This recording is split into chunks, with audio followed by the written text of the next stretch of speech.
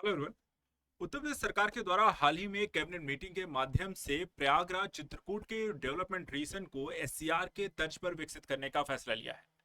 इसमें प्रदेश के 6 जिलों को शामिल किया जाएगा, जिसमें आधारभूत और स्मार्ट सिटीज के आधार पर नए तरीके के डेवलपमेंट शामिल होंगे।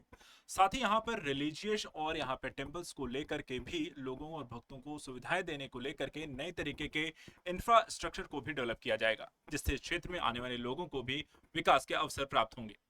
आज हम यहाँ पर इस सत्र के माध्यम से समझने का प्रयास करेंगे कि आज इस डेवलपमेंट रीजन में क्या क्या होने वाला है, किस तरीके की सुविधाएं होंगी, कौन कौन से इसमें जिले शामिल हैं और साथ ही यहाँ पर अन्य संबंधी इंपॉर्टेंट टॉपिक्स को।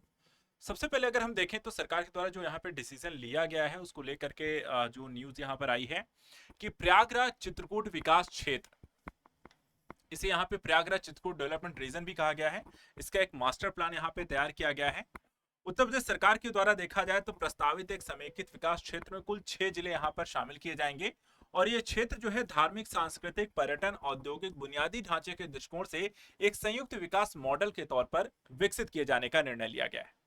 चलिए आपको बताते हैं यहाँ पर कौन से ये 6 जिले हैं जिनको प्रयागराज चित्रकूट डेवलपमेंट रीजन में शामिल किया जा रहा है। ये देखिए यहाँ पर पहले देख लेते हैं 6 जिले और उसके बाद यहाँ पे जो मैप, जो एरिया यहाँ पर आएगा उसके बारे में। इसमें है सबसे पहले देखिए प्रयागराज है, इलाहाबाद जिसे हम पहले कहते थे, चित्रकूट, कौशाम्बी, फतेहपुर, बांदा और महोबा, ये 6 जिले हैं जो कि यहाँ पर इन्हें विकसित किए जाने का एक साथ यहाँ पे एक डेवलपमेंट रीजन के तहत इनको विकसित किया जाएगा। मैप के दृष्टिकोण से अगर हम देखें तो यहाँ पर आप देखें तो ये है आपका प्रयागराज, ये आपका कौशाम्बी, यहाँ पर आप फतेहपुर को देख रहे हैं, इसके बाद बांदा और यहाँ पे महोबा होते हुए ये चित्रकूट को इसमें शामिल करते हुए ये आपको इस तरीके से एक एरिया को इसमें डेवलप किया जाएगा और ये रीजन आपका बन जाएगा प्रयागराज चित्रकूट डेवलपमेंट रीजन। तो ये आपका मैप है जिसमें इसको डेवलप करने का निर्णय यहाँ पर लिया गया है। क्या क्या चीजें और किस किस तरीके की सुविधाएं यहाँ पर शामिल किए जाने की बात की गई है। सबसे पहले देखिए इसे धार्मिक पर्यटन के तौर पर विकसित करने का भी निर्णय लिया गया है, क्योंकि यहाँ पर अगर हम देखें तो राम वन गमन पथ को, क्योंकि राम का यहाँ पर देखा जाए एक जुड़ाव रहा है, जो धार्मिक हमने यहाँ पर रामायण में कहानियां सुनी है।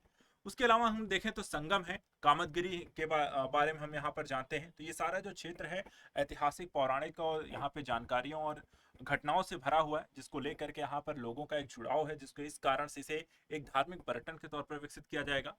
इसके अलावा एकीकृत आधारभूत ढांचे का विकास होगा, यानी कि जब लोग आएंगे पर्यटन का बढ़ावा होगा, सुविधाएं यहाँ पर भी बढ़ानी पड़ेंगी।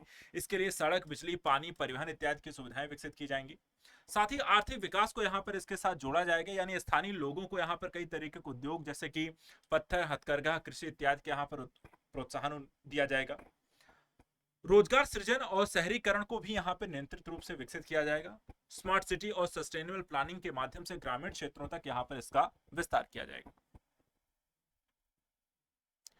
कई अन्य परियोजनाएं भी देखा जाए इस क्षेत्र में आपको शामिल की जाएंगी, जैसे एक एक करके हम देखें तो राम वन गमन पथ जो है ये कहां से कहां तक के लिए विकसित किया जाएगा। ये अयोध्या से चित्रकूट धाम तक के धार्मिक पथ को इसके तहत विकसित किया जाएगा। बुंदेलखंड एक्सप्रेसवे जो है चित्रकूट से इटावा को यहाँ पे जोड़ने का काम करेगा। Prayagraj ring road project develop किया जा रहा है, जिसके माध्यम से शहर के चारों ओर परिवहन की सुविधा का विस्तार किया जाएगा। गंगा एक्सप्रेस जो है क्षेत्र के पश्चिमी उत्तर प्रदेश को यहाँ पर आपको जोड़ देगा, जिससे लोगों का आवागमन तेजी से हो सकेगा।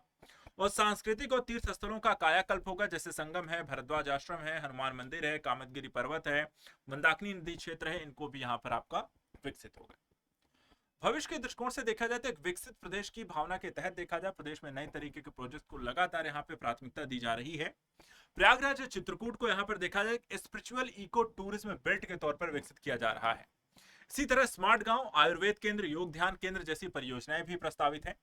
एक जिला एक उत्पाद यानी ओडीओपी योजना के तहत स्थानीय हस्तशिल्प और उत्पादों को अंतर्राष्ट्रीय बाजार तक यहाँ पर पहुंच प्रदान करने का भी प्रयास के माध्यम से किया जा रहा है।